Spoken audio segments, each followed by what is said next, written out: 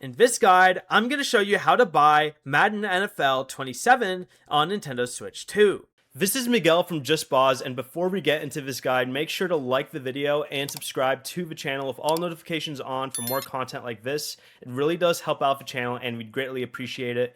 If you have any questions, just ask them down in the comment section below. I'm going to be doing my best to reply to every single comment down there. From the home menu, go ahead and open the Nintendo eShop and select the Nintendo account that you want to use. Then go ahead and select Search and Browse when that loads and search for Madden NFL 27. Once you do, look for the standard version of the game. It does cost $70 and releases on August 13th, 2026. But go ahead and select Continue, then proceed to purchase, choose your payment method, and follow the prompts to confirm the purchase.